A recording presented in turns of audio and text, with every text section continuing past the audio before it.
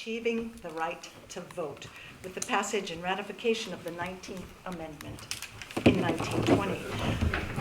My name is Mary Costello. I'm co-president of League of Women Voters of Athens County, and I'm happy to welcome all of you here this evening.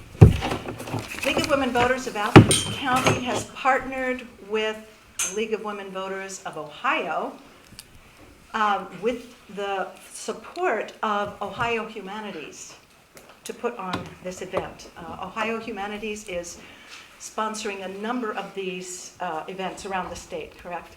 And I believe this might be the second one they're doing. Yes. Which is why we are asking you to fill out a response form. And if you didn't get one, they're on the table over there. But for feedback for Ohio Humanities in terms of how it went and how it was received. That's also why we're asking you to sign in. So we're grateful for that support from Ohio Humanities. And we're very pleased to welcome two speakers to this panel. Ohio State University professor, Dr. Trevor Lindsey, and Ohio University professor, Dr. Katherine Jellison. Before we get started, I just want to give you a little bit of background, which I'm pretty sure the speakers will probably elaborate on, but that, and also to say, as we're celebrating the 100th anniversary of women achieving the right to vote, we're also celebrating the 100th anniversary of the League of Women Voters, which was formed by suffragists on the eve of the passage of the 19th Amendment for the purpose of supporting the newly enfranchised voters, women, to provide them with opportunities to learn about candidates and issues so they could make informed decisions at the ballot and perhaps not necessarily have to vote the way their husbands told them to, their husbands who were veteran voters. And for all these 100 years, that's what the League of Women Voters has been doing. Let's see. So our local league has focused largely on voter services. We produce a voter guide. We do candidate forums. In fact, this fall we did 9 events around the county to inform voters in all the county communities about what there was going to be on their ballot. And I also discovered that our local league is celebrating its 70th anniversary. So we've been around here in Athens for that long. And just a little aside, I would invite any of you who might want to be a member of the league. It's a large aside. It's an important aside to take one of our membership brochures and consider joining. We would love to have you to be part of the League of Women Voters. So when it was founded, the League of Women Voters made the decision that this organization would neither support candidates nor political parties, but it would support issues of public policy after in-depth study of issues and consensus of members at all levels. So there are 3 levels for the league: the local, the state, and the national. If you join our League of Women Voters, you will be a member of all 3 levels. I'd like to thank the church for offering this space, the Lutheran Church. We really appreciate it. And by the way, if you do need a restroom, it's down this hall. I also would like to thank Ryan Schwartzoff for being here documenting this event, and it will be available on YouTube tomorrow and is being live streamed right now on Facebook. And I also want to say that we invited elected officials to attend, and there are several here this evening. Would you stand and be recognized?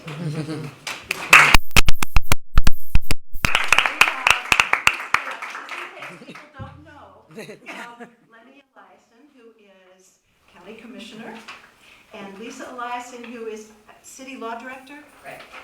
And I bet you're Samantha Sikorsky. Yes. Samantha Sikorsky is the mayor-elect of Gloucester. Yes.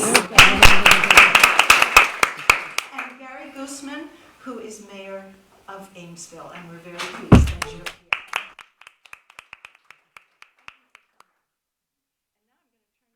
And now I'm going to turn it over to Debbie, and I maybe missed some of the things I was supposed to say. Not many. Okay. Turn off your cell phones, please. Oh, I think yeah. that was about it. She did good. I'm Debbie Schmeeding. Questions. If people have questions, I can give them. I will do that. Yes. And remind them of the directory. I'm a proud member of the League of Women Voters of Athens County and also a vice president for the state board, the League of Women Voters of Ohio. And Mary is right. Our primary activity around here is voter services and voter forums. I would like to put in a pitch for the census. 2020 is our next census, and it's going to be huge. I saw a new number in the last couple of days. Now they're saying it's $1 trillion in federal funds that are allocated based on census numbers. So nobody here is going to skip answering the census, but talk to your friends, talk to your neighbors, talk to anybody you think might be hesitant or confused about participating in the census. It is humongous. So that's my pitch. So I'm standing in for Jen Miller, who is the ill director of the League of Women Voters of Ohio. She had me at plague on the phone today. I was like, okay, don't come.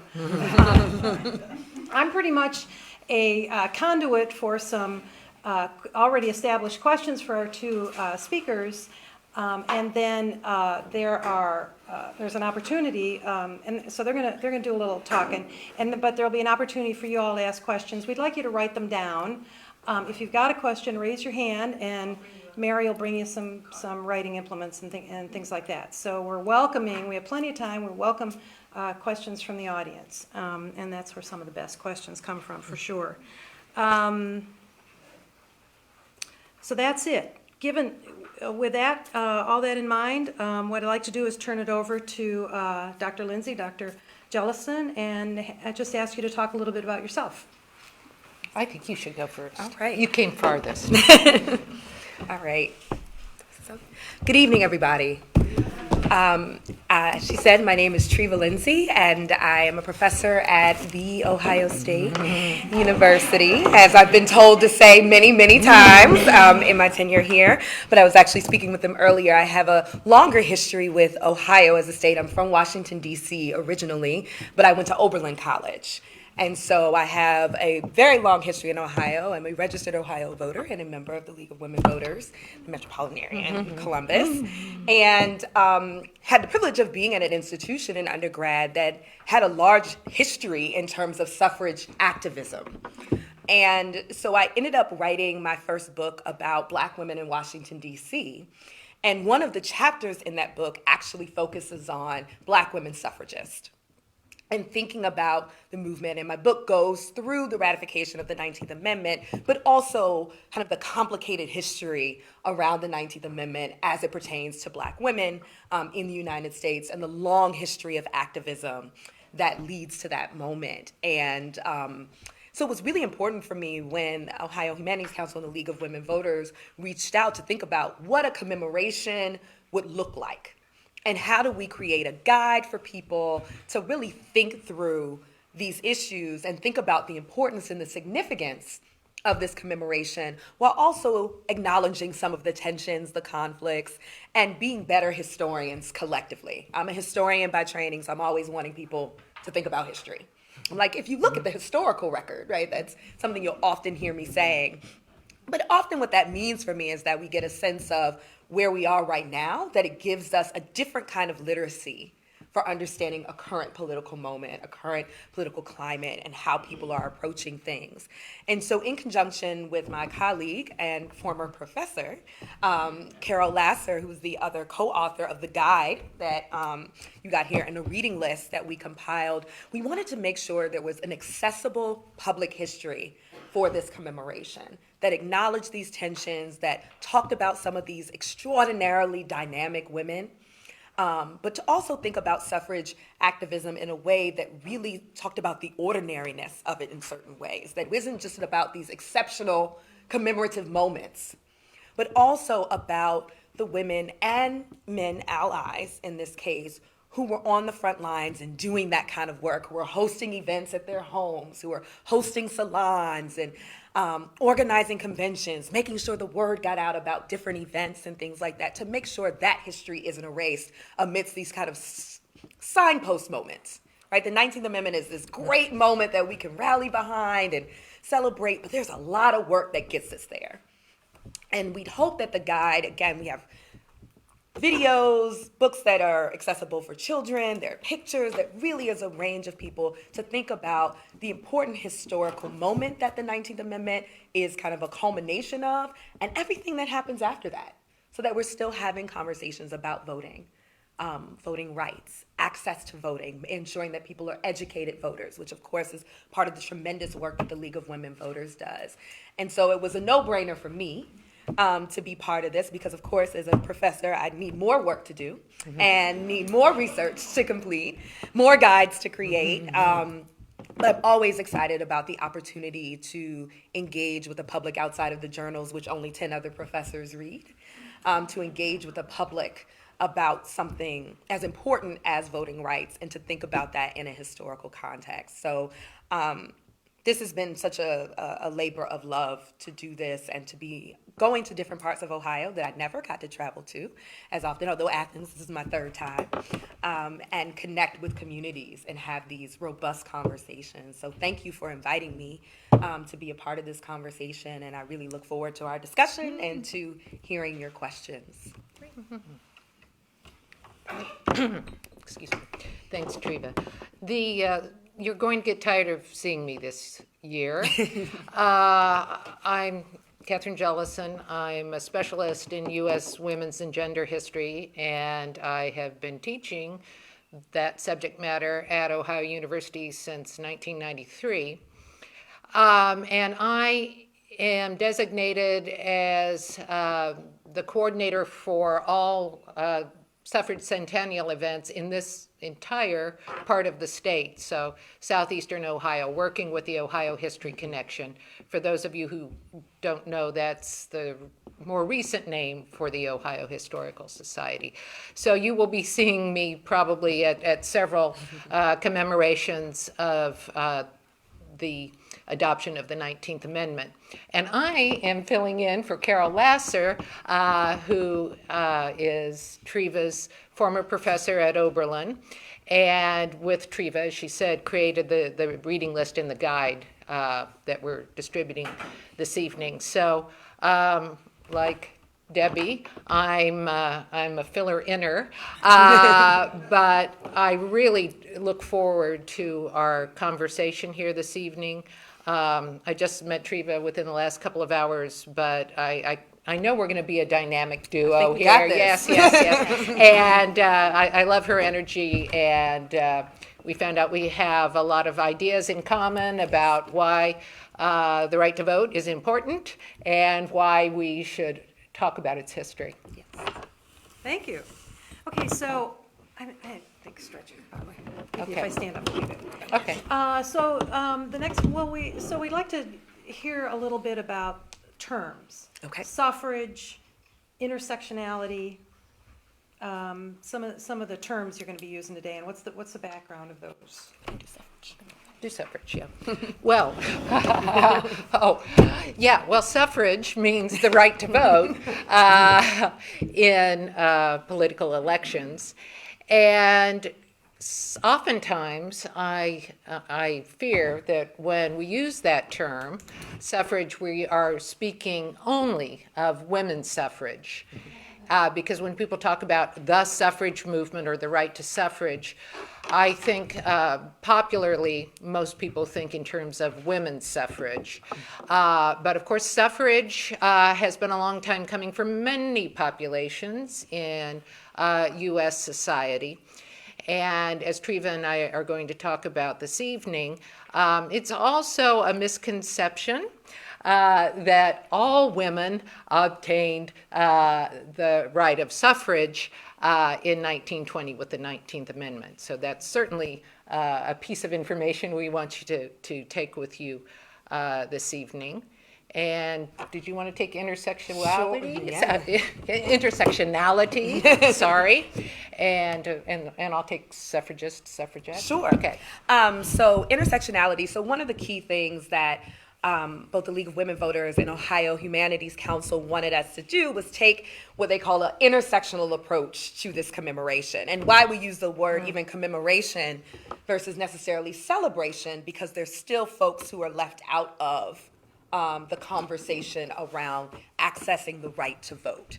And so an intersectional approach accounts for how we think about how sexism impacts this, but also racism, classism, right? Because if we look at the history of suffrage, at one point we're just talking about property owning white men, right? That's who could vote. And so getting rid of that property owning, we're talking about class barriers to access. Then we're talking about gender barriers to access, and we're also talking about racial barriers to access.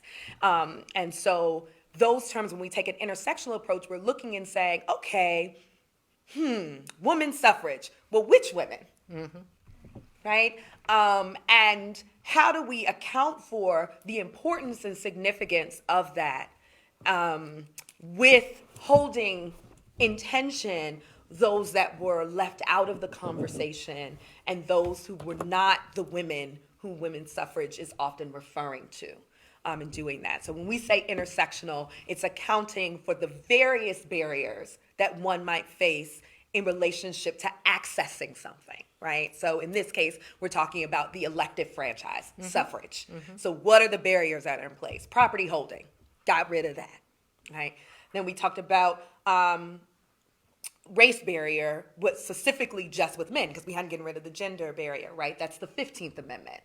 And then we get to the 19th Amendment, and eventually we get to the Voting Rights Act in the 1960s. So these are key moments in terms of legislation for thinking about it. Intersectional approach would say that most people are granted the right to vote by 1965. That's an important figure to kind of think about in conjunction with thinking about. So we only actually have a 55-year history next year of a more broad or closer to universal suffrage when we think about that as a framework. So we can talk about the milestones leading up to that and then think about an intersectional analysis might say we're 55 years into approximating universal suffrage. Well, what a surprise. Very well put. Somehow I knew you would ace that question. Well, in terms of another basic term, yes. Suffragist versus suffragette, and there is a lot of problematic language there. The term that we should all be using here, the historically correct term for members of the U.S. movement is suffragist.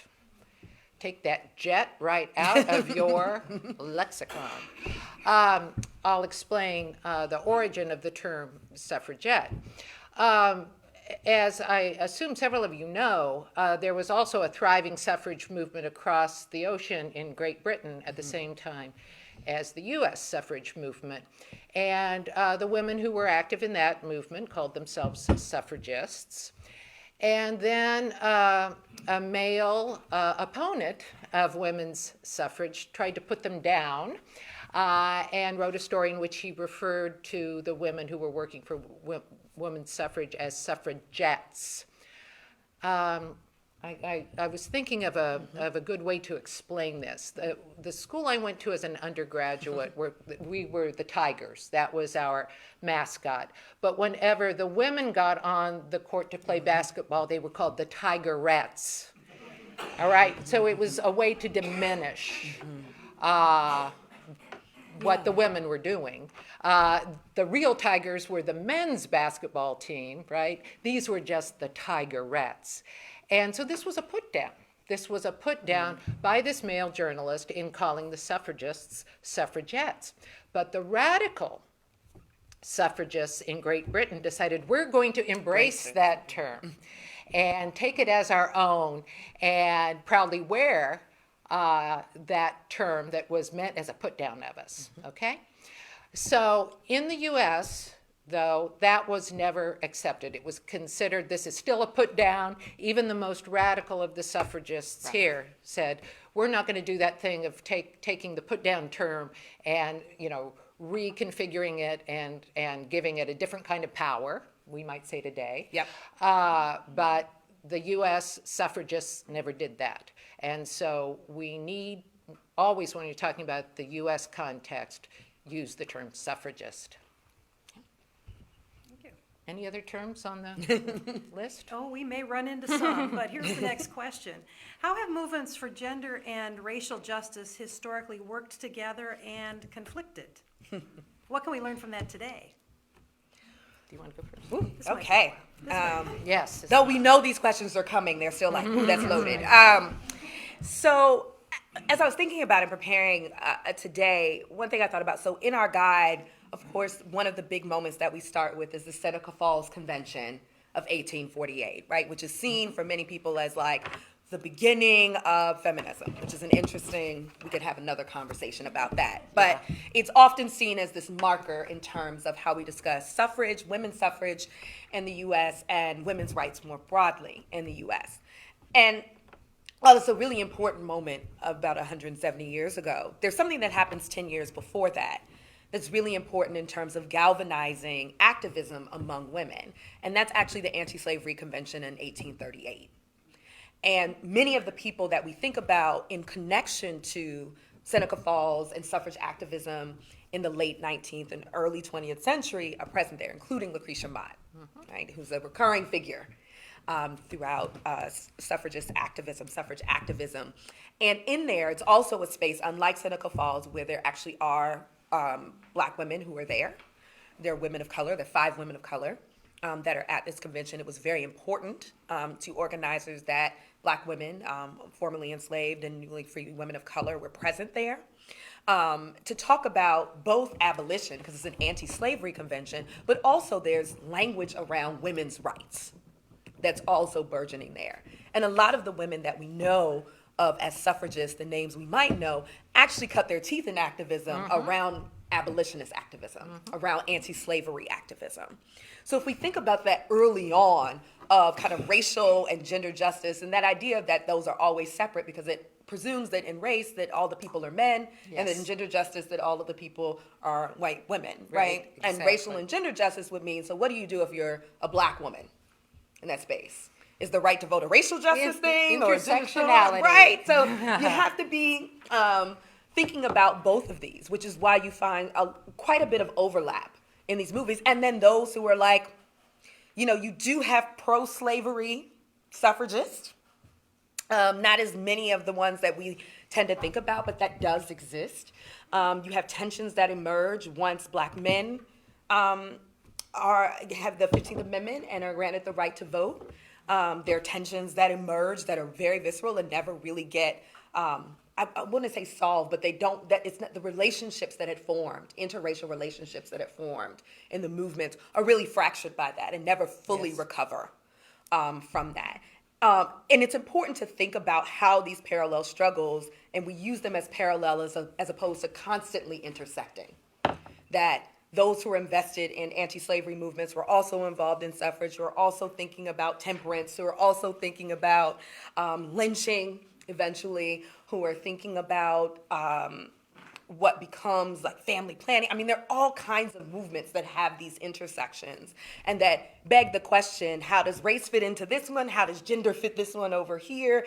And how we try and siphon them out in these conversations. And so people on the ground were working through these tensions too. And we still see these tensions emerge in movements. When we think about an issue, we tend to think a racial justice issue or a gender justice or gender rights, women's rights issues, and then race-based issues, as though that race doesn't have gender and gender doesn't have race, which we know not to be true. So it's really important to think about that historically, and when we're talking about suffrage, look at these movements as ones that ran into each other, that cooperated with each other, that melded into one another, And quite often, women of color were kind of in this middle ground gray area in these movements as participants in both, or pushing the gender question in race-based spaces and pushing the race question in gender-based spaces that were cultivated. And so those intersections lead to that. When we say complicated, we mean they got really complicated, right?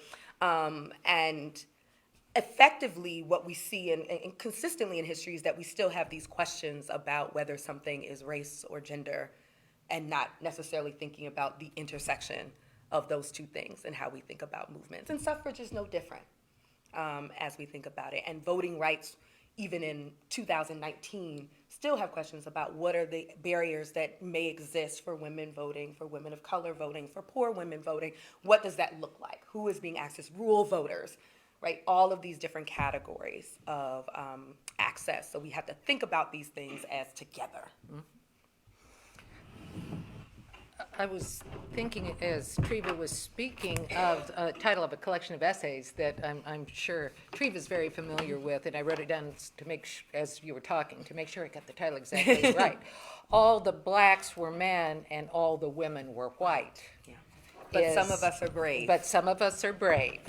And I think that title says it all, and I'll just say that the bravest of the brave, I don't know when we want to jump into Reconstruction. I'll stay in the antebellum period here for a minute.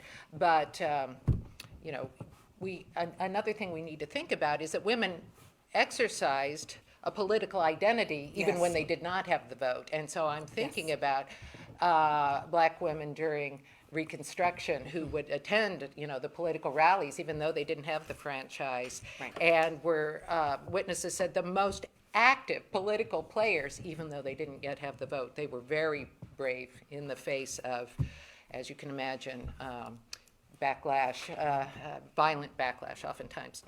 Okay, well, so Treva mentioned the 1838 Anti-Slavery Convention. I'm going to mention the International Anti-Slavery Convention in 1840, which was held in London. And among the people attending, our friend Lucretia Mott, that was mentioned already, and a young honeymooner named Elizabeth Cady Stanton.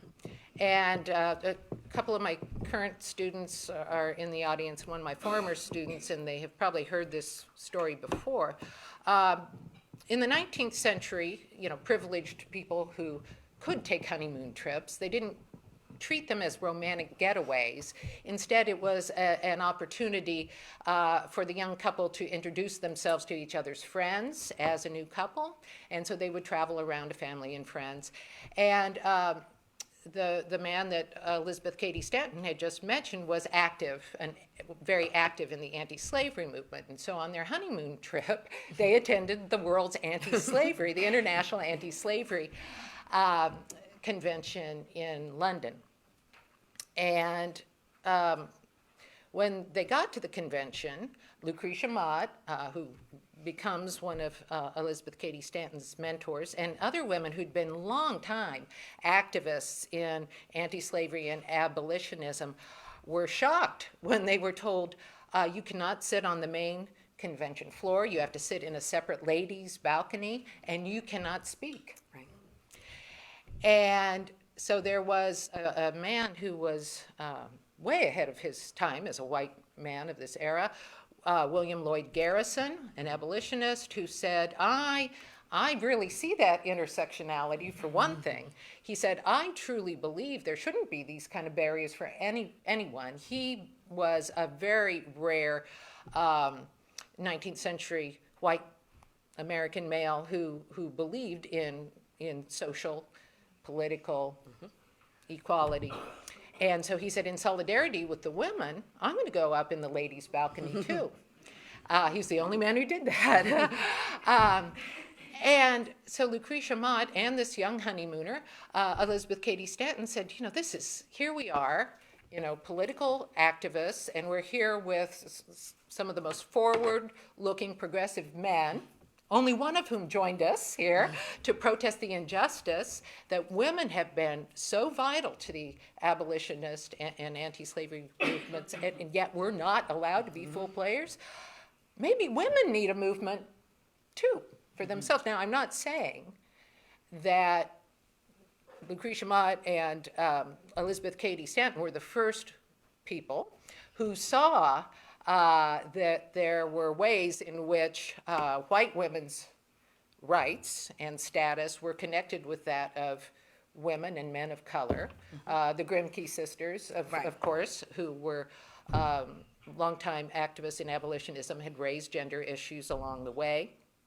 But it's at this 1840 International Anti-Slavery Convention that these two women, Cady Stanton and Lucretia Mott, said, you know, maybe we need to call a convention for women's rights. And finally worked up the courage. Right. Some of them were brave. Yes. And 8 years later, then finally called the Seneca Falls Convention. So, you know, there are so many intersections here.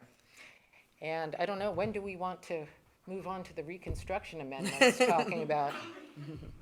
Yeah, I mean, one of the important parts of that and that idea of those intersections is interesting to think that even in spaces that were progressive and forward-thinking, that's actually the space in which they're like, hey, maybe we need something more forward-thinking than the forward-thinking spaces to acknowledge that. And you have to realize there were women prior to this moment who had the right to vote. That's property-owning women prior to the American Revolution could vote, right? So the restriction of rights actually comes when we kind of solidify as a nation and then write ourselves into history, and it's like, and we write women out of it, right? So that's an interesting distinction to make, that's not a founding truth of this. It is a legal truth that comes in existence, and New Jersey was the last state to hold on. What was that?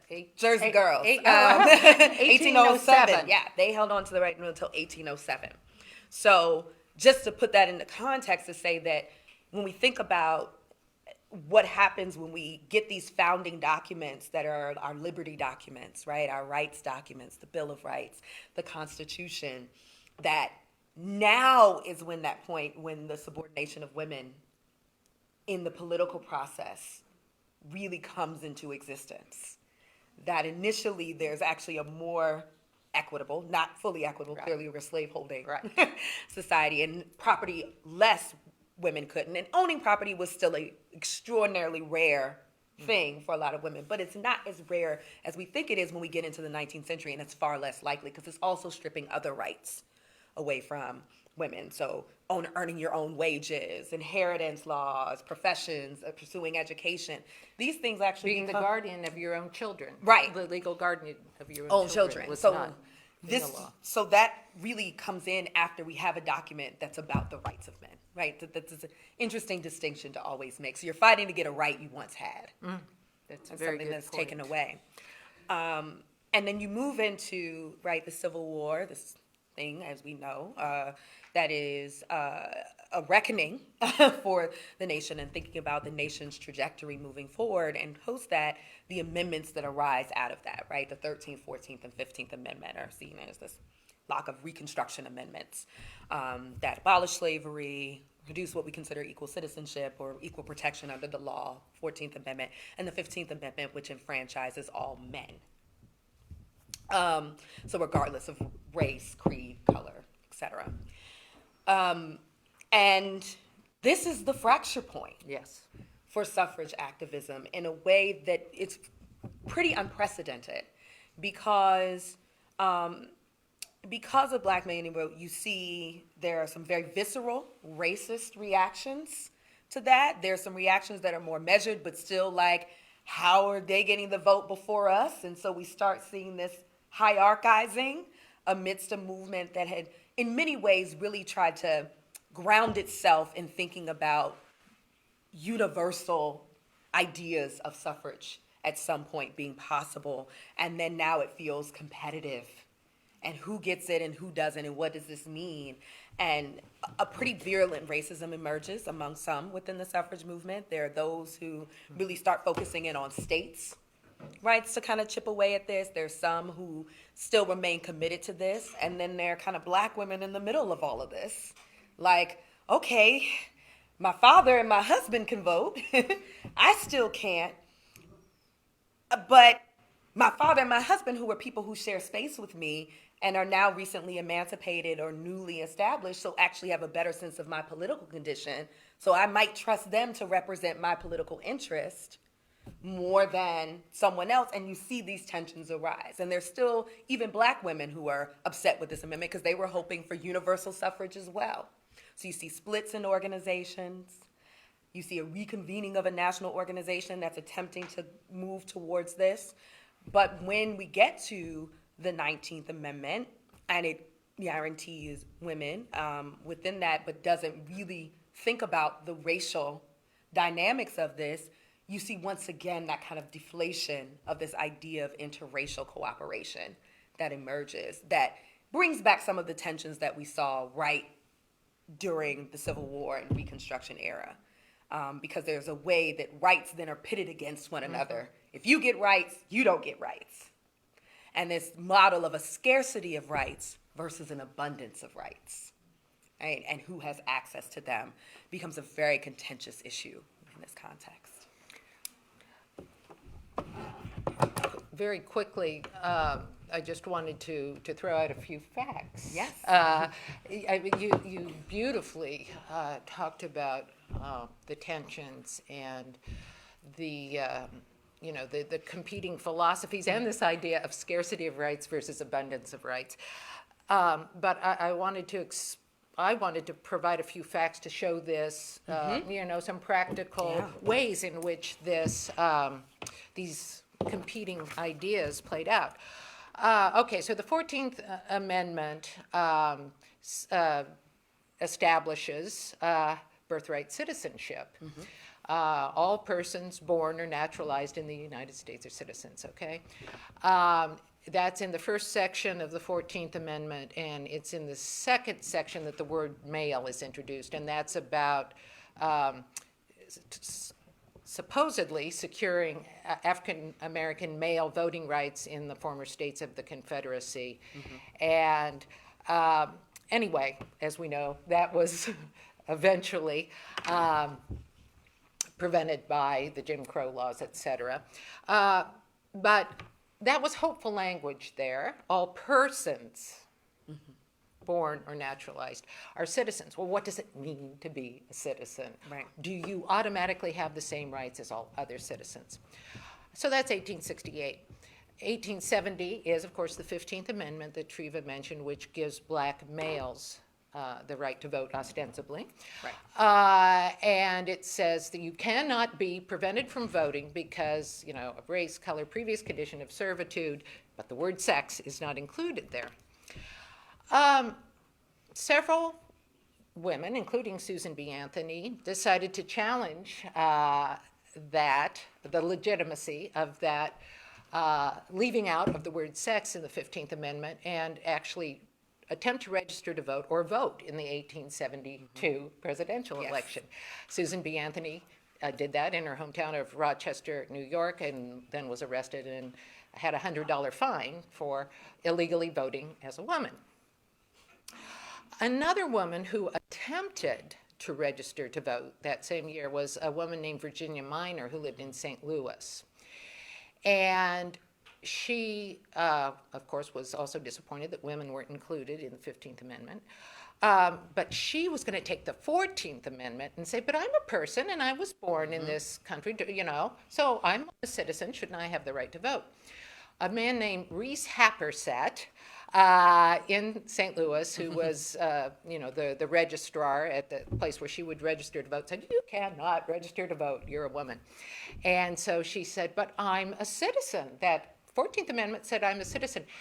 This case made it all the way to the Supreme Court, the Minor versus Happersett case, which was heard in 1874, but the final decision was announced by the Supreme Court, and I believe it was unanimous, that yes, although Mrs. Minor is a citizen, no one ever disputed that, if all citizens were to have the same rights, and if women were meant to be voting citizens, our framers would have put that in the Constitution. So this, basically, I'm cutting to the chase. That's the basic reasoning. And so that's really, then when sort of the Elizabeth Cady Stanton and Susan B. Anthony wing of the movement, which Virginia Minor was also a member of the National Woman Suffrage Association, the NWSA. That was the faction that said, we will not support the 15th Amendment because women aren't included in it. Right. And we'll try to test it through the 14th Amendment. Didn't work. I guess we have to get that suffrage amendment because the Supreme Court has said the Constitution has to be changed if women citizens are going to have the right to vote. Well, there was another group led by Lucy Stone and her husband, Henry Blackwell, and others who said, no, we're mad too that women weren't included in the 15th Amendment, but we'll still support it because we want black male suffrage. It would have been great if women had been included as well as if we're expanding suffrage to black males. Let's keep including others. And so that group founded a competing organization, the American Woman Suffrage Association, that said, we will support the 15th Amendment. We will stay in partnership with our African Americans and whites who will support this amendment, and we will take a different tack. We will go state by state and change the laws, state by state, for women's suffrage. And then, as Treva mentioned, in 1890, finally, they decide we'll come together rather than competing with one another. We will become the National American Woman Suffrage Association. But this is, and NASA. But because the Stanton and Anthony wing of the movement had said, we're not supporting the 15th Amendment, and we have to get new allies beyond the abolition movement, including maybe some Southerners, Southern whites, male, we could use their support. That's really when we see some of this nativist and racist language creep into suffragist language very blatantly. And I just want to give a couple of examples very quickly, and then I'll turn over to you. This is an address at the time of the Centennial in 1876 in Philadelphia, July 4th. Elizabeth Cady Stanton wrote this address, but her husband was ill and she was tending to him, and she was never really such an out front public spokesperson. She was kind of the brains behind the and the ideologue behind the Anthony and Elizabeth Cady Stanton partnership, and then Susan B. Anthony would often deliver the words. This is the kind of language that crept into that wing of the suffrage movement. And this is an address on the backside of Independence Hall. They weren't allowed to do a suffrage speech in the front of Independence Hall at the time of the U.S. Centennial, but the suffragists could go to the back and say, oh, this is terrible, women don't have the right to vote, and look at the kind of men who do have the right to vote. So here is some of the language. July 4th, 1876. We cannot forget, even in this glad hour, celebrating 100 years as a nation, that while all men of every race and clime and condition have been invested with the full rights of citizenship under a hospitable flag, all women still suffer the degradation of disfranchisement. And further down, the women of this nation have never been allowed a jury of their peers, being tried in all cases by men, native and foreign, educated and ignorant, virtuous and vicious. Another way of saying all of this, fine, upstanding white women don't have the right to vote, but now former slaves, African American men, have the right to vote. Immigrant men can come in. Maybe these people don't have any education, don't even know what the Constitution is. It was this kind of rhetoric, comes into it, which strikes us as very, very problematic now. Yep. Just to add one in and then to your next one, some more of that language. We put this in here. In that work against that, as she forms that, she It's a pretty famous quote that insisted this idea of unqualified men and the idea of having qualifications to vote. And this comes back up with, we think about poll taxes and other kinds of ways that we think about accessing the vote. But she says, unqualified men who, quote, who do not know the difference between a monarchy and a republic, who cannot read the Declaration of Independence or Webster's spelling book. That's right. And so, again, there are these thinly veiled shots at because what populations are more likely to be illiterate, what populations are likely to have be considered unqualified, and rest of this. At this moment, we're only talking, right, just a little over a decade after the Emancipation Proclamation. So there's an idea that these unqualified people will be part of this. And this idea that it's not just race in there, there's also a tinge of class and education that creeps in here, because she's like, and they will be in the position of making laws for educated white women. Yeah. And so this idea that distancing oneself in that. So you see these fractures and fissures again. It's class, it's education. But thinking about in the 1800s, who has access to education, particularly higher education?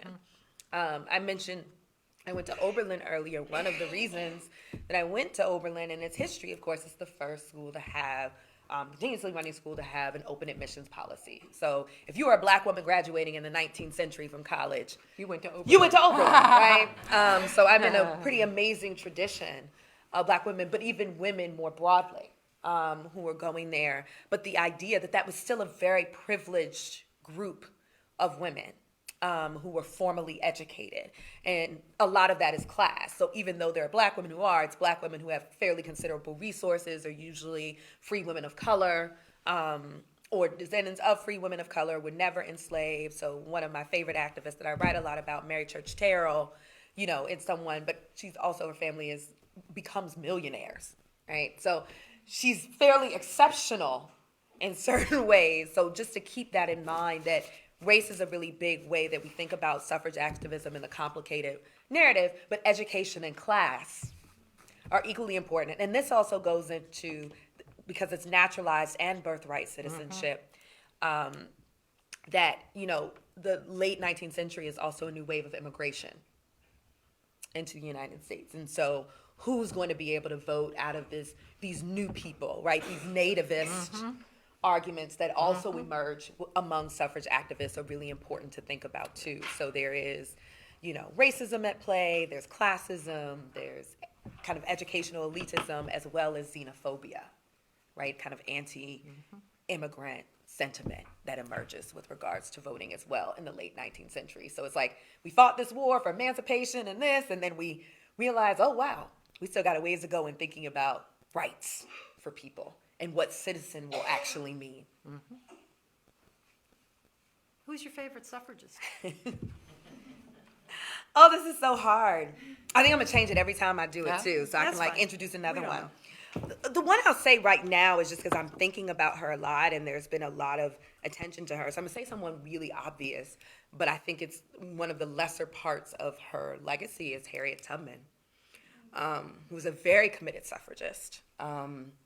So we can call her a lot of things, right? I mean, she's Underground Railroad. She's someone who leads still the largest military strike ever by a woman, executed by a woman in U.S. history. It's led by her, the raid on Combahee River, which emancipated over 700 enslaved people. And she strategized and planned this with the Union Army.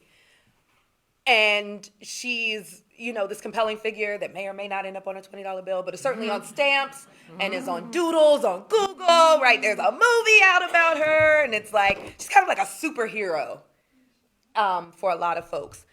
But one of the things that it almost holds her to that moment, when in fact she becomes one of the most outspoken suffragist activists, particularly after the ratification of the 15th Amendment, believing that women were left out of this, and it's important that we keep pushing, that the vision of freedom that she had was a truly inclusive vision of freedom.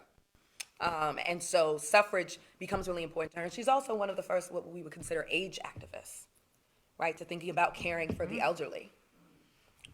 She's one of the first. And so I love to bring her up in that context because we often think about her activism ending with the end of slavery, when in fact a whole new chapter opens up for her. She died pretty much, she's a woman of a certain age when she passes, right? She's not a young woman when she passes. You see the picture of her in the chair with sitting in a rocking chair.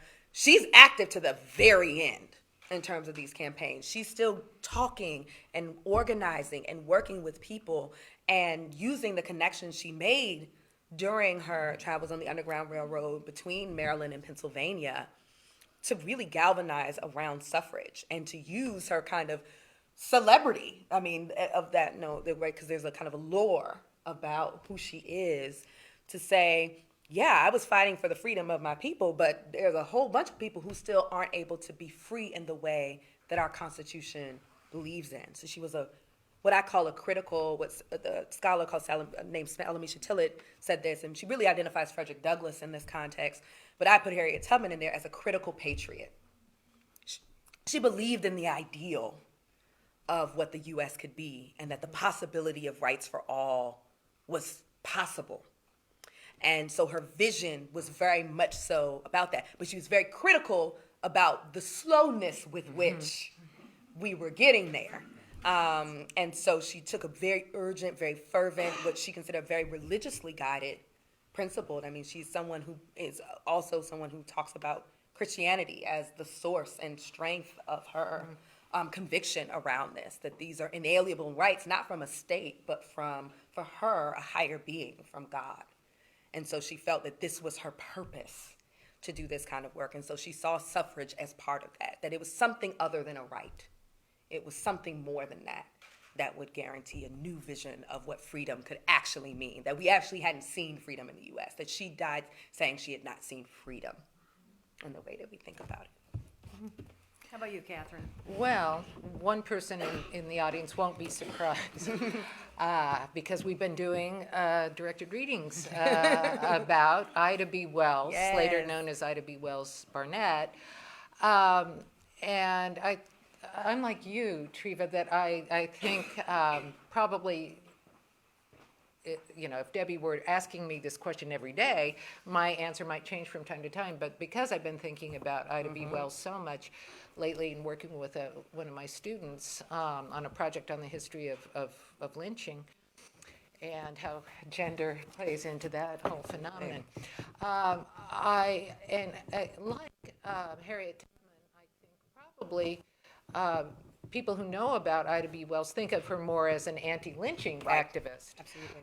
So she's known for something other than suffrage, women's suffrage primarily. But she was very active in the Black women's suffrage movement, which, as you could imagine, was primarily a northern based movement, and even though she was from Memphis, she eventually had to move her reform career or probably face death and move to Chicago, and that was her base of activism primarily.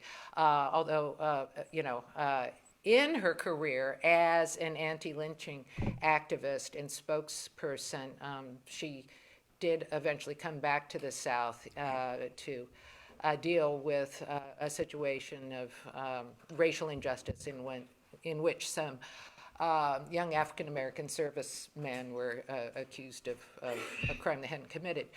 But much of the time, she worked in the North, even though a native Southerner, and she worked a lot with Susan B. Anthony, but they had their differences. Oh, yeah. And one of their differences was when Ida B. Wells, you probably know this story very well, became Ida B. Wells Barnett, Susan B. Anthony said, women such as us shouldn't marry. We should devote ourselves entirely to reform. And yet, Ida B. Wells, in many ways, was our first do-everything woman? Yeah. She had this very solid and fulfilling family life, and also never let up with her various campaigns to make this a more just society. There's a documentary about her, Ida B. Wells, A Passion for Justice, and I think that says it all. But she there was a big woman suffrage parade Yes. in 1913 in your home city of Yes. Washington, D.C. I write about this in my book. I told her she should have brought copies I'm of her such a bad book. saleswoman. Anyway, the white leadership of the NAWSA, Nassau, by this time, by 1913, both Susan B. Anthony and Elizabeth Cady Stanton had died a few years earlier. And so now a new generation of leaders, but using some of the same nativist and racist rhetoric, are in charge. And they say to Ida B. Wells and other black suffragists, you have to march in this huge parade separately from the white suffragists, because we don't want to alienate the Southern white women in the parade. And talk about a passion for justice. Ida B. Wells stood on the sideline, and when the parade went by, she jumped right in with the white women. And I think that was such an important symbolic moment. And again, some of them were brave. Some of us were brave. Wow. I mean, she was like Harriet Tubman, such a person of courage. Yeah. And so I think right now I would call Ida B. Wells, or later Ida B. Wells Barnett, as I would call her my favorite suffragist this evening. Yes, right. Like, don't commit us to this forever. But, that march is such a crucial moment in suffrage activism history. I mean, it's theatrical. It's spectacle. It's a spectacle, right? And the black women marching take a very different approach because of particular kind of ideas about who they are. So they're in what they would call their Sunday best, right? It's, the full dresses, the neck is covered. Yeah. What would we call it today? Politics of Respectability, right? They have, their signs, and they're being spit on, yelled at, as people are in general at this march. I mean, there is a virulent resistance to this movement. I don't want to make it seem like, and everybody it still is 7 years from then that the amendment is ratified. So there's considerable pushback, and people come to the protest to protest the protest. Right? So there is that. So not only is someone like Ida B. Wells contending with, the crowd jeering, but also that the organizers, if you look at, they have a map and they put where each group would be in the processional.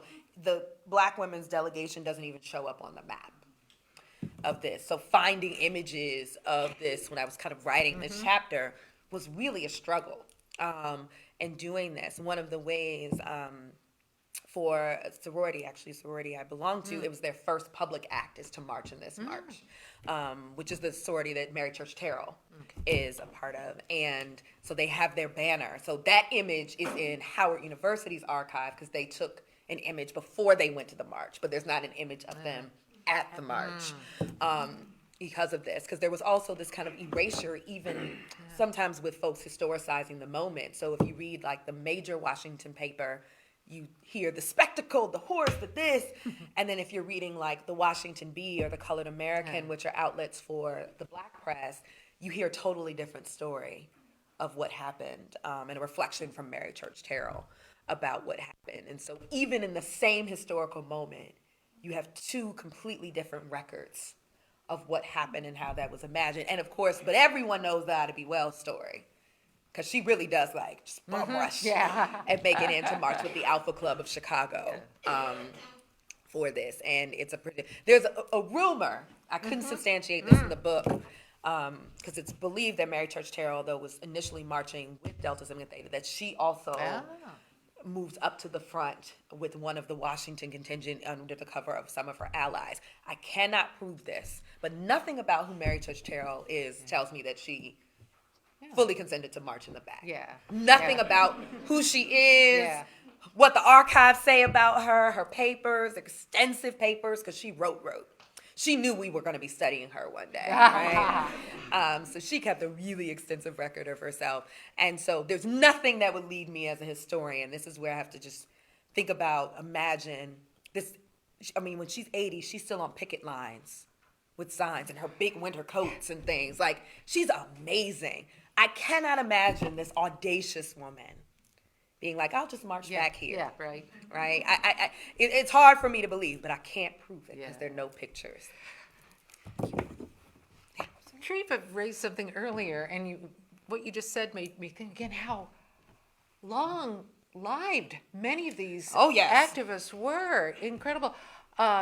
Alice Paul, Yes. the leader of the most radical wing of the U.S. suffragists, she was, well, first of all, she introduces the Equal Rights Amendment in 1923.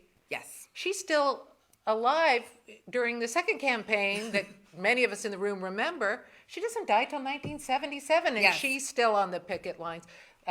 Stanton and Anthony both lived a long time. Yep. Ida B. Wells, so many Right. of the people. Terrell, Tubman. There must be something in this.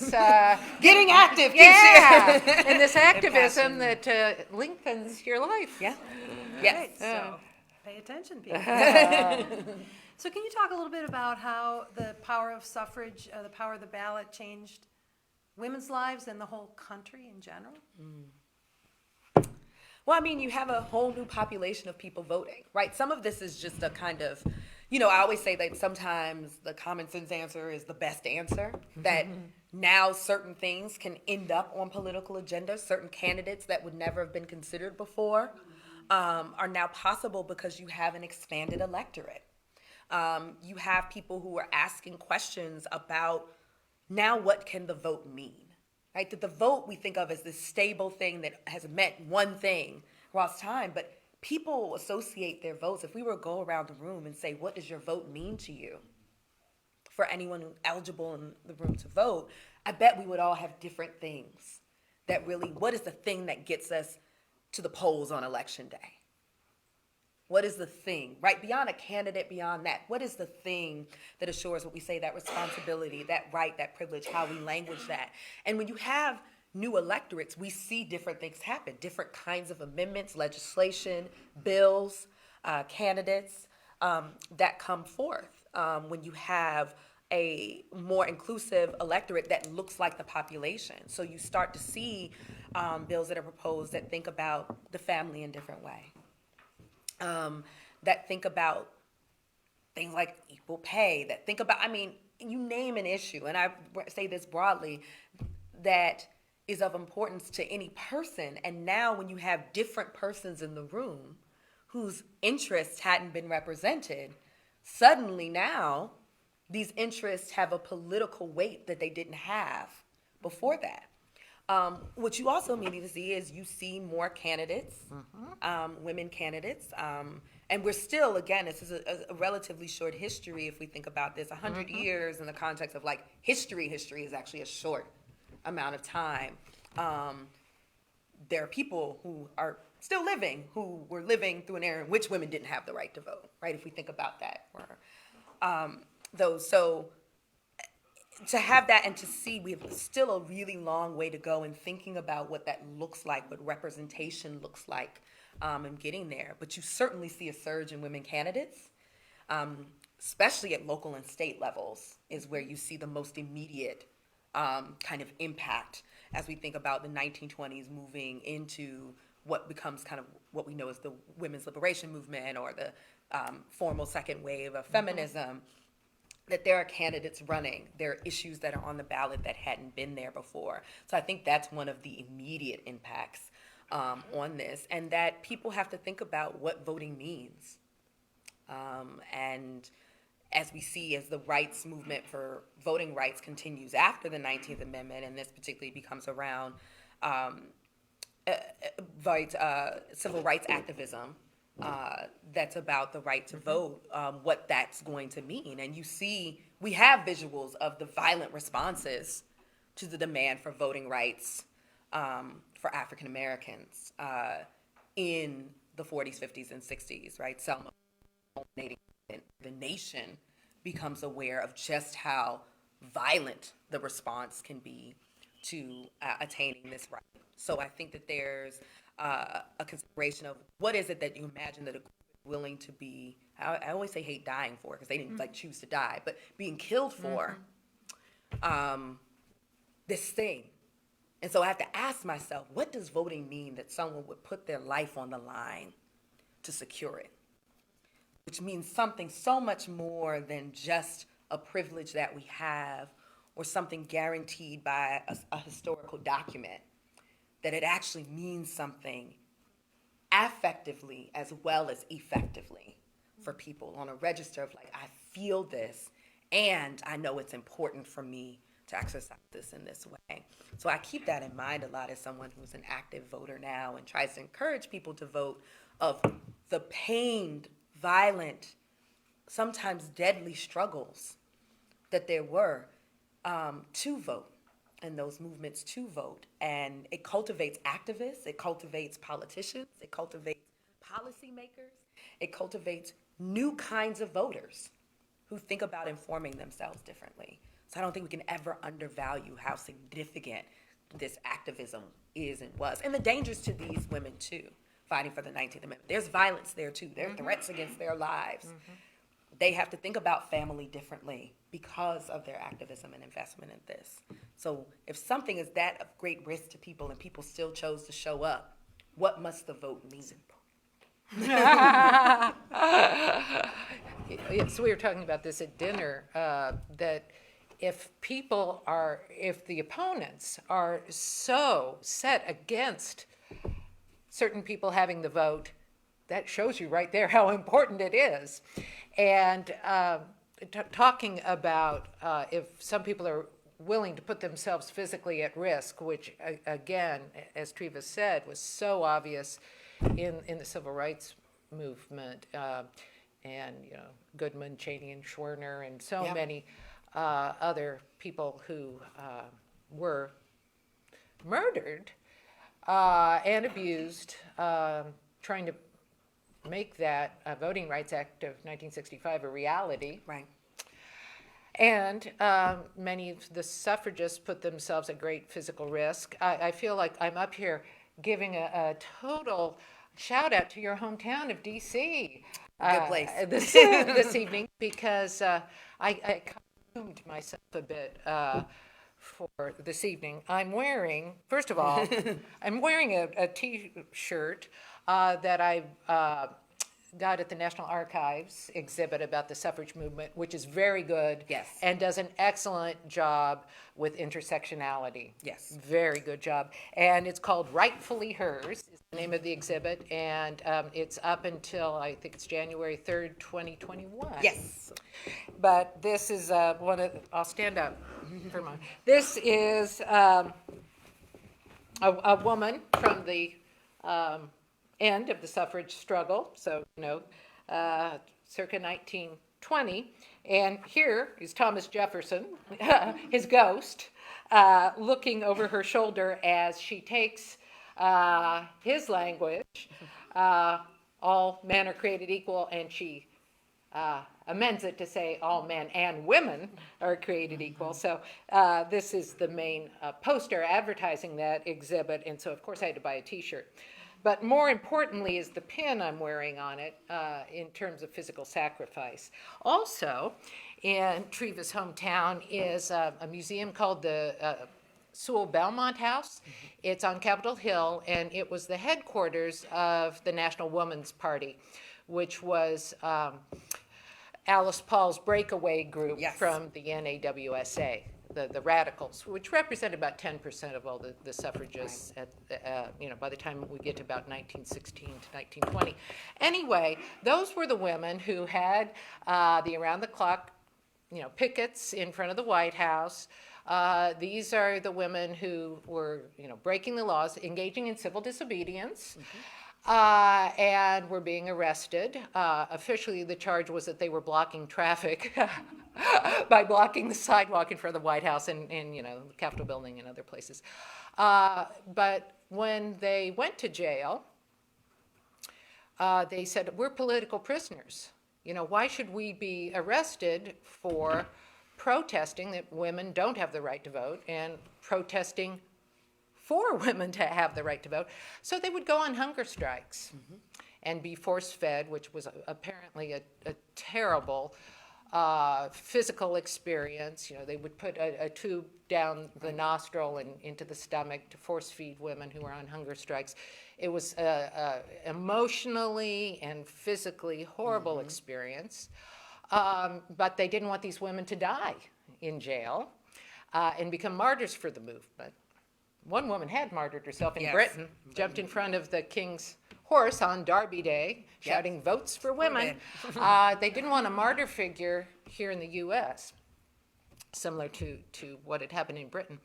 So the women would do their time in jail, go on hunger strikes, be force-fed, would come out of jail, physical wrecks, basically, but they would be commemorated for their experience of having survived jail by being given a jail door pin, like I'm wearing a reproduction of one that I got at the Sewell Belmont House Museum, or sometimes it was worn as a pendant, but it was a badge of honor. I went to jail for the suffrage movement. Now, here comes that issue of racism again. Some of these women protested. These were white women. Were there any black women arrested? Not in that context. Okay, okay. So, as far as I knew, they were all white women, and some of them did not have very progressive racial attitudes and resented the fact, and this came out when many of these women were elderly and were doing oral history, so even as late as the 1970s, saying it was terrible that I had to be, in a jail cell with a black woman. Because, the sex workers and pickpockets and maybe someone who just, public vagrancy. So it was a class thing, too. Yep. Here I am, a fine upstanding, and they would say the same thing about, white women also living on the margins of, they're common criminals. Yep. I'm a political prisoner, but I'm put here in the cell next to them. But particularly, some of the interviews of Southern women, white women, the racism is quite blatant in terms of one of the hardships they saw about going to jail was, the cells were integrated. Yeah. And in terms of just the, as we've both said, the sacrifices people have made for suffrage, and it makes me not want to take that right for granted, but it turned citizens, right, suffrage, citizens like Virginia Minor into constituents, which is what you were saying, that there were certain segments of the American population of citizens who now had to be listened to because they weren't just citizens, they were voting citizens, they were constituents. And particularly, of course, changes as we see today more than ever, if anyone watched the debates last night, such a diversity of candidates that were unimaginable 100 years ago. And the 19th Amendment brought us that, the Voting Rights Act of '65 brought us that. So it's not just the voters, but as you were saying before, the candidates that were allowed to come to the fore and voice concerns of the previously disenfranchised.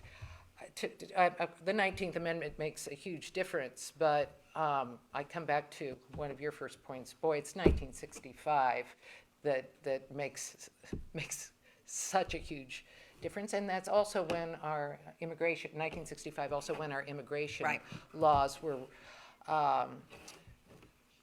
changed and allowing more people of color to immigrate to the U.S. And could I throw out a couple of other facts? Go for it. This is what we do as professors. Yeah, sorry. I'm so sorry. But I was just thinking, speaking of immigration, there were certain immigrant groups that weren't allowed to become citizens until World War II and immediately after. Asian immigrants were not allowed to become citizens. So, of course, they couldn't become voters. So in 1943, because the Chinese were our allies in World War II, finally Chinese immigrants could become citizens and therefore could become voters. I think it's 1947. South Asians from the Indian subcontinent qualified to become citizens and then could become voters. 1952, I think, for other East Asians, Right. Japanese and Koreans. Yep. So, yeah. So not only were many African Americans not allowed as people of color to vote even after the 15th Amendment, even after the 19th Amendment, but Asian immigrants. Absolutely. And of course, Native Americans aren't given citizenship until 4 years after the 19th Amendment, 1924. Right. Yeah, so. Is that a word, irony? Yeah.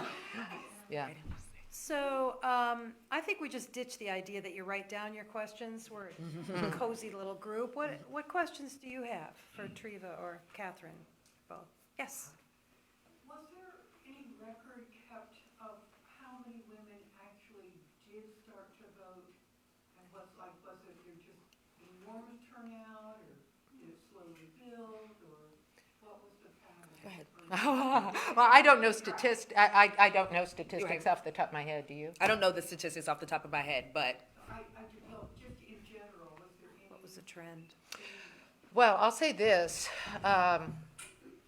In that first post-19th Amendment decade, there was a hope, frankly, that women would be a voting bloc and would specifically vote on issues that were seen as women's issues. And those took a variety of forms. Treva, of course, used the term that we're all familiar with, second wave feminism. There had been a myth that there was a first wave feminism that after the 19th Amendment became a reality, it just died, and then nothing happened again until like Betty Friedan wrote The Feminine Mystique. Right. So, yeah. Nothing. You were saying at the beginning, these signpost Right. moments, and then we say, oh, nothing else happened. Well, so actually, the former suffragists went in a variety of directions. Obviously, the NAWSA, as we know, became the League of Women Voters, voter education. Some former suffragists worked on pacifist issues. So many of these women were Quakers. right. Lucretia Mott, Susan B. Anthony, and pacifism and various pacifist causes were near and dear to their hearts. There was one group of former suffragists, well, obviously the Alice Paul group said an equal rights amendment, right? Just 3 years after the suffrage amendment, let's introduce an equal rights amendment. Well, we see where that went. Anyway, but there was one group who was really concerned about maternal and infant health. And these were the kinds of issues that were motivating women in the 1920s. Yes. And they were behind the passage of a law called the Shepard-Towner Act, which gave federal money to visiting nurses and clinics that would look after newborns and women who had just given birth. And this was particularly important in rural areas and inner cities to improve infant and maternal health. And this was something that so many of the new women voters could get inspired about and get excited about. And the law was passed in 1921, and by the time it came up for renewal 5 years later, there was a real backlash against it, and it's with some very familiar comments. Oh, this is socialized medicine. The AMA went on record against it, and various conservative women's organizations were against it. Right. And I've seen some of these documents, women writing to their congresspersons, oh, this is creeping socialism. Any true woman, wants to see her own doctor and not go to clinic. Again, classism. Yeah. And so that law was losing support in Congress and was only funded for another 2 years. But it had, and so it went on till the late 20s. It really brought infant and maternal mortality down. Those were the kinds of various women's issues that many of the newly enfranchised women said, this these are women's issues we can really take to our hearts. Right. And then the Depression happens, and it's different issues come to the fore. And so we really don't see what today we call the gender gap. We did see most women voters voting the same way as their husbands until the gender gap only emerges in 1980, when the two major political parties take very different stances on so-called women's issues. Right. And so it's really this gender gap with women in whatever numbers voting on the whole differently from men, and of course not in every instance, but we only see the gender gap emerge in 1980, although we're in a period where it's growing. Right, it's growing even Yeah, more. and there's been, and I would be interested what your thinking is on this, Treva, there's been analysis. Was it really women turning away from the Republican Party because it no longer supported, and believe it or not, I know you know this, the Republican Party actually was the first of the two major parties to support the Equal Rights Amendment. And it had supported reproductive rights, but all that changed in 1980, and the party no longer supported the Equal Rights Amendment, took that plank out of their platform, and no longer supported Roe v. Wade.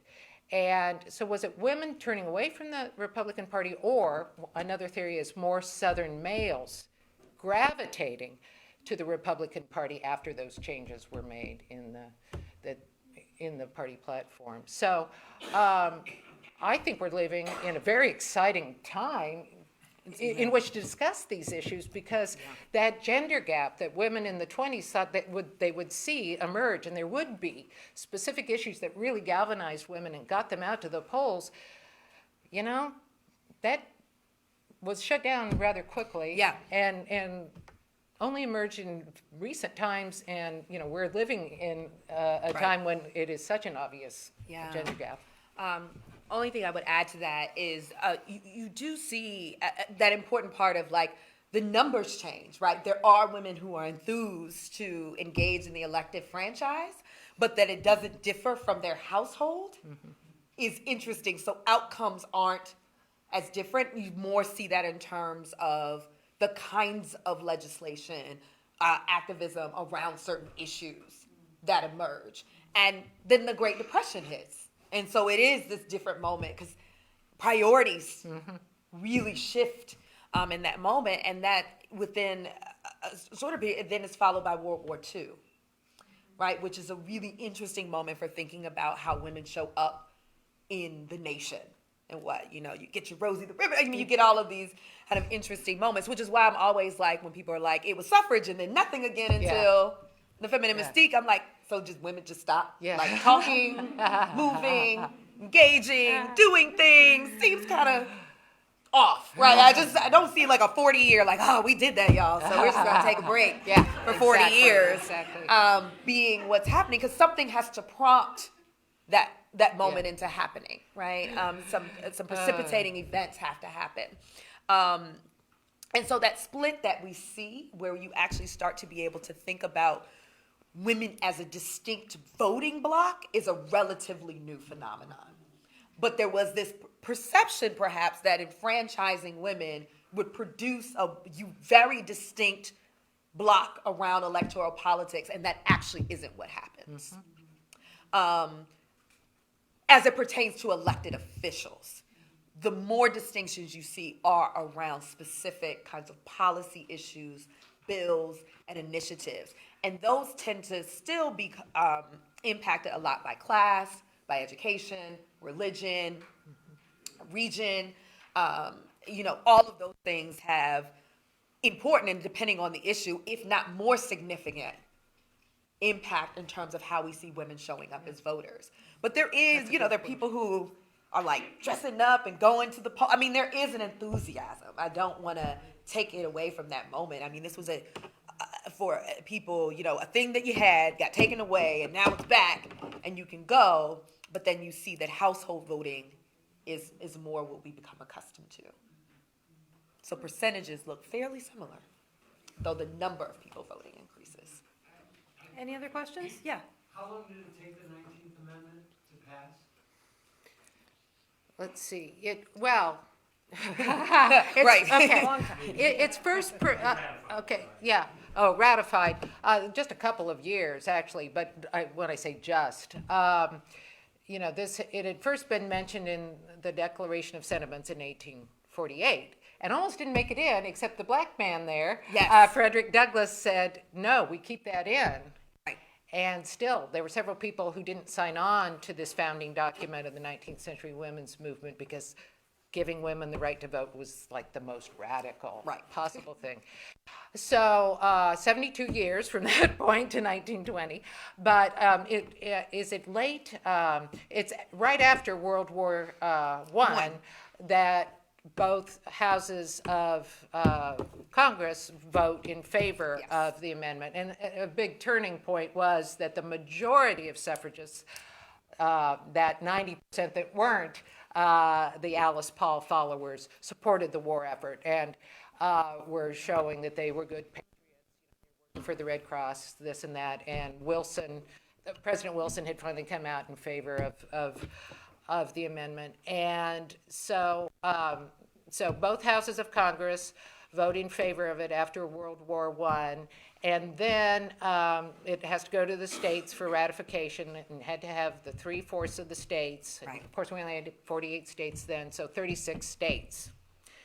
And the tough nut to crack was always the South. Always the South. And so the 36th state by one vote to ratify it was Tennessee. Yep. And that was? In August of 1920. Yep. Yeah. Yes, sir. I'd like to have you take your take on the Ohio legislature purging thousands from the voter rolls. What kind of effect do you think that's going to have on the election and on women voting? Go ahead. but yeah. Anyway, remember what organization is sponsoring this. Right. So it will have an effect, right? And I think when we say effect, what we mean here is whenever we're talking about the loss of rights and the inability to exercise a right, or some say it a responsibility with regards to the state, can affect outcomes. And looking at who might be more likely to be purged from roles, and the ways that purges can happen in different ways that people are displaced from voting, is an important issue that I think a lot of people are encouraging. So someone like the League of Women Voters really not only doing voter education, but ensuring that folks know about voting rights more broadly is really important. So we see this in different places. That when you have to think about an amendment, I always tell my students this, right? That when you have to be amended into something, that sometimes that can feel like there's still some fight that might have to exist to maintain that. And voting rights, as we know it, has been this ongoing struggle that even in the 36th state, like, it's not something that had a unanimous support, neither did the Voting Rights Act of 1965. And so I think it's important in a historical context to think about that abundance versus scarcity argument, right? A scarcity of rights and an abundance of rights, and how we move towards inclusion. Like, do you have an inclusive model of voting rights, or are there people who feel that voting is a privilege afforded to people who meet these criteria? And there are criteria, right? We accept that the voting age is 18. That's a criteria that, by definition, is exclusionary. Now, people have a clear justification as to why they feel people 18 and older should vote, but that's still an argument that is made. And so when you talk about voter purges, and the effect is, what it does is, if you're taking away from the electorate, you're also taking away from potential political voices, ideas, beliefs, standpoints, and perspectives from being represented through the elective franchise. And so I think people who have an inclusive vision for what voting rights means are understandably alarmed by that. If you are someone who feels that the franchise is a privilege that should have certain very specific criteria for who meets that and who should be able to. The purge is like, well, if you haven't voted in this long, if you moved, if you're formerly incarcerated, I mean, there are various markers that people have in place. And so there are different views on voting rights that I think we have to be open to thinking about in this moment. For those who are like, inclusive franchise, universal, this, a purge is a problem. If you're like, look, we need to have standards, and these are our standards by which people engage in voting, then a voting purge doesn't feel like a threat to the vision of voting rights that you have. But I think it's important to understand that there are different understandings and ideas and conceptualizations of what voting rights mean, and who should have them. And so as an organization that's committed to voter education, and that part of that is having that education out there about what an inclusive model of voting rights can look like, and what a more specific and structured model could be. And those have different outcomes depending on how you view voting rights. So if I were adequately channeling Jen Miller right now, our state director, I would have to say, boy, howdy, that was diplomatic. Yeah, that reminds me, the exhibit I was talking about at the National Archives, the Rightfully Hers exhibit, to try to, and I thought it was very family friendly. There were things for kids to get interactive with, and it was really, people of all ages would enjoy that exhibit and learn a lot.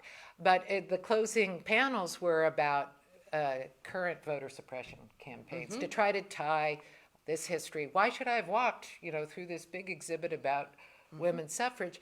Because the idea of who gets to vote and who doesn't have the right, privilege, responsibility to vote, that's still an issue today.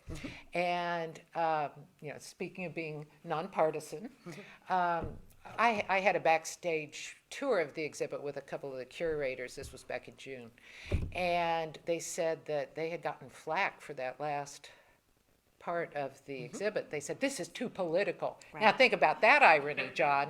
This is an exhibit about political enfranchisement, and you're being too political here at the end, But in other words, you're for letting everyone vote. Yeah, and we know that there are all kinds of programs, projects out there in various states that are trying to suppress the vote. And the League of Women Voters, of course, has been very active in fighting against those kinds of policies. And, I can't help but notice that the same kind of people, categories, demographic groups are the ones that are most at risk for being removed. Low-income people, people who move around a lot, which also tend to be low-income people, or oftentimes can be, persons of color, and a group that we weren't necessarily going to discuss tonight, but we've brought it up several times, older people. Yes. Yeah. Right. I think it's still so important today. No, absolutely. Yep, that we recognize if people were willing to work so hard to achieve this right for themselves, and at great danger, and sometimes even loss of life, we can do our. I am going to make a direct pitch. I would say, we should do our part to make sure that those kinds of voter suppression policies are resisted to the best of our abilities, and this organization is doing that. Yes, I would say the League of Women. To be clear, at a national and state level, is one that has a vision that's very much so about inclusive voting rights. But I do think it's important to acknowledge that people don't view voting rights. Voting rights don't mean the same thing to every person, every entity, and so when people hear words like voter suppression, disenfranchisement, gerrymandering, all of these words that have become these really important words in our conversations right now, the way they land for people is very different, right? But if you see the fights to restrict voting rights, that often tells me as a telltale, we know from this history how important it must be if there's that much pushback against it as a thing, right, as an entity. And so I think what it reveals is its significance. Any effort to kind of suppress or negotiate or resist that is one that recognizes the significance of the very thing that's at stake. Yes. Would you speak to the history of women running for president? I think that this year we had a historic number. Sure. But they certainly are not the first. They are not. Yeah, we were just talking about that at dinner. Oh, well. Can I start plugging a few other things?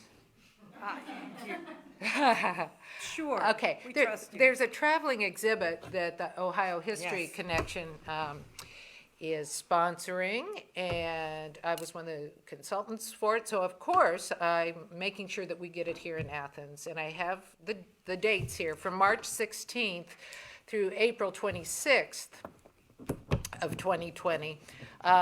This exhibit entitled Ohio Women Vote, 100 Years of Change will be first for 3 weeks at the Southeast Ohio History Center, and then for the last 3 weeks at Alden Library.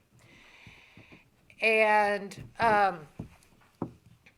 that exhibit includes information about one of the first women to run for president, Victoria Woodhull, Yes. who was an Ohioan. And wasn't even old. Now that the Constitution also says you have to be 35 years old. She wasn't even old enough to run for the presidency, and she was a woman, not a voter. So there is a long tradition going back. But I have a little personal anecdote. The very first little political poster I made as a child was in 6th grade when I was 12 years old. And Shirley Chisholm ran for president. Yeah, so a black woman from New York ran for the presidency. And I grew up in a small town in western Kansas. There was not a big, rally for Shirley Chisholm to get the Democratic nomination. So I made my own little poster on the back of my big chief and talk about racial insensitivity, cultural appropriation, the back of my big chief tablet. I took the cardboard part and I drew probably a terrible picture of Shirley Chisholm, kind of a stick figure with curly hair, and said, Shirley Chisholm for president. And the boy who sat next to me said, "Who's this Kissam who's running for president?" I said, "It's pronounced Chisholm." And I put it up in the chalk tray next to me at the board, and then he said, he wanted to make a game out of it. He said, "Kathy, you move it around, and I'll try to poke it with my pencil." That must have been the moment I became a feminist. So there is quite a long history. It's a very long history. And so what do you Yeah, have? I mean, I would say, it's interesting to have a moment where we always want to have like this first thing, and often we're wrong. Beyond some pretty signature moments, but this is the first person to ever do this. It's like, probably not. Yeah. It might be the first one we know of collectively. We know this. And because there is the sense, because all 45 of our presidents have been men, the idea that we still would have first is real, right? That inclination of the impulse to call that, even looking at the run right now of Senator Kamala Harris, that people were like, it's the first black, and we're like, pause, right? It's not even, she's actually at this point now the 9th, right, in history. And so there is a very long history, and we span that to just thinking about women broadly. We're talking about a large number of women for different parties across this, that women often were not affiliated with what we think of as the two major parties that exist now. And so also understanding that even our view of how we search and research to see who's been running is affected by our lens of Republican or Democrat. And you see women having a much more expansive kind of political spectrum in the ways that they show up as candidates for that. So there is this longer history. I mean, Shirley Chisholm is probably my favorite fellow West Indian. So grew up in New York, but her theme was unbought and unbossed. Yeah, that's right. And to be clear, she sits at that cusp that we talked about earlier, that she doesn't see significant support from Black men. Yes. And she doesn't get significant support from white women, right? So there's this idea that there's this Black candidate and this woman candidate, and she's somewhere in the middle and is pretty dismissed in terms of that. But her run is historic. What she's able to do as a congressperson is pretty historic, and that legacy. And she has a lot of incisive critiques about the political process. If you get a chance, there's an incredible documentary about her called Unbought and Unbossed that focuses on her run. But just to be clear, more than a dozen, I mean, at this point, a couple dozen women have run for president in the United States. It's just that we have had, in the last decade, in the 2010s, have had quite a few that are in contention, in serious contention for the office. But the United States lags very far behind in the world in terms of electing women as heads of state. Pretty much, I think at this point, every continent has had more than one country with a person who was not a man elected as head of state. So the United States actually falls behind in that realm. And I think that's important to keep in mind, that we see ourselves often as, the beacon of democracy, and that's important in terms of our national identity, but also thinking about what it means for us that elected officials we still have an idea in our mind of who an elected official is and what they might look like, what their educational background might be, what their class status might be. All of those things play into that. And the women who've run really defy a lot of that. It's a racially mixed group. It is class across different language. First language for some is not English. Shirley Chisholm is an immigrant from the West Indies. So the very different histories, even, and the diversity among the women who have run as well. One more question? Just quickly, I just saw on Facebook today that a poll indicated that 50% of all men still would feel uncomfortable with a woman as president. Still, 50%. So there you go. Bless their hearts. What I'll say, so we end on a more The women have to outvote them. and women do tend to vote. Yeah. And higher percentages. Turnout than men. But that said, I think about a long arc of history and the work that's ahead of us. And that statistic didn't look like that 10 years ago, 20 years ago. It moves. The needle is moving.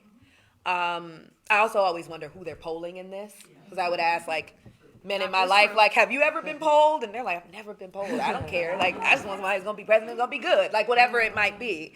So I believe that 50% still means, it's two ways to read 50%, right? That even if we think about half, and then there's a margin of error, so I'm going to read it like this. Probably slightly more than half of men feel comfortable electing a woman. The other half, the other slightly less than half, are people who will one day believe that a woman, and believe in that.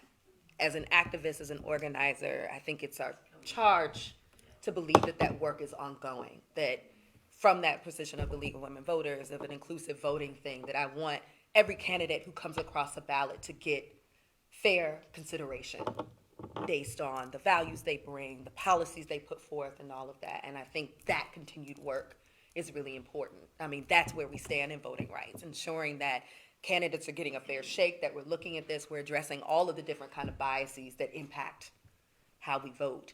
And that we're stretching back and looking forward to that moment where actually everybody could vote in this nation. There was a moment where that happened before the American Revolution. There are free people of color who are voting in the 1700s. There are indigenous people who are voting in their communities and outside in the context of the United States. And so there is a moment where that happens, and there's a moment where women are being elected to positions within these two. And so it's not even that we have to imagine something that's never been. It's that we have to kind of tap back into a different kind of spirit of inclusivity in terms of thinking about this. Last question. Yes, ma'am. There's a phrase that's gone away that fits what you're talking about, uppity women. And here she is. Yeah. Thank you, Jan. That's a great place to Yeah, wrap that is up. a great place with that energy. Yeah. So thank you again so much to the Ohio Humanities, the Christ Lutheran Church, and it's the League of Women Voters. Think about it. And we are so lucky to have Trevor Lindsey and Katherine Jellison.